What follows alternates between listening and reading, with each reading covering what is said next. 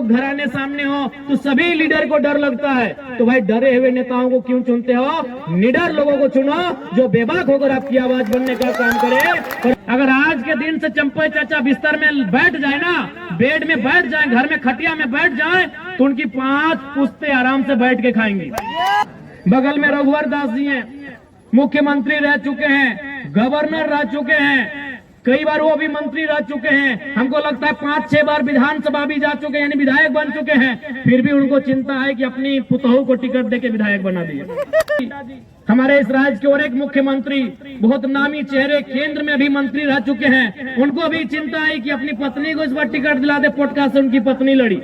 तो ये अब जनता को तय करना है कि जो मुख्यमंत्री रहा है उसको अपने बच्चों की चिंता है, उसे अपने बेटे की, पुतोहू की, पत्नी की चिंता है। तो जनता अपने बच्चों की चिंता करती है नहीं करती है, ये आप पे डिपेंड करता है। बोल रहे हैं उत्तर में चले जाएंगे जाट झरने का पहाड़ नगरेट से भरा पड़ा है, दक्षिण में चले जाएंगे कॉपर से भरा पड़ा है। इसके बावजूद भी हमारे यहाँ के युवा क्यों बेरोजगार है? सबसे बड़ी सवाल ये है। देखिए आज तक जितने भी विधायक ने इस क्षेत्र में राज किया है, किसी ने यहाँ की जनता के लिए कभी की नहीं सोचा है। बशर्ते इसका भी कारण है क्योंकि वे लोग कभी लोकल नहीं रहे हैं।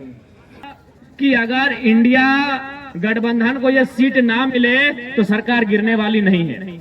एनडीए गठबंधन को अगर ये सीट ना मिले तो उससे कोई फर्क पड़ने वाला नहीं है। लेकिन अगर जेलकेम को 1 सीट मिलता है तो हम सीधे दोगुना हो जाएंगे, दोगुनी ताकत के साथ, दोगुने उत्साह के साथ, दोगुनी रफ्तार के साथ विधानसभा में मुद्दों को रखेंगे। तो हेमंत सोरेन जी को कभी शाहरुख खान कह के फुलाने लगते हैं, अगर एनडीए को बोलने दिया जाए तो मोदी का गुणगान करने लगते हैं। लेकिन एकमात्र विधायक है जरा महत्व जो टू दी पॉइंट, चाहे वो किसी भी मामला हो, वो विस्थापन नीति का मामला हो, स्थानीय नीति का मामला हो, या स्टूडेंट का मामला हो, या किसान का मामला हो, किसी का मामला हो, मैं टू दी आए हैं।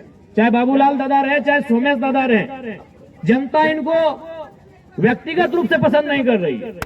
हम लोग भी अभी घूम के आए, हम लोग जिधर चाहे वो बाजार होता है, आपको ही मालूम है बाजार में ज्यादातर थोड़ा सा एनडीए के सपोर्टर होते हैं। उन लोग भी बोल रहे थे कि हम लोग का वोट देना मजबूरी होता है, हम लोग भी बाबूलाल जी को पसंद नहीं कर पा रहे हैं कैंडिडेट। तो मैं जनता से कहना यह चाहता हूं कि अगर आप जब तक मजबूरी में वोट देंगे तो मजबूरी में वो लोग टिकट भी तो देंगे। जब तक जनता मजबूरी में वोट देगी, पॉलिटिकल पार्टियां मजबूरी में टिकट देगी। इसलिए आप तीसरे फ्रंट को चुनिए, आप चौथे फ्रंट को चुनिए, तभी नेशनल पार्टियां अच्छे उम्मीदवारों को टिकट देगी।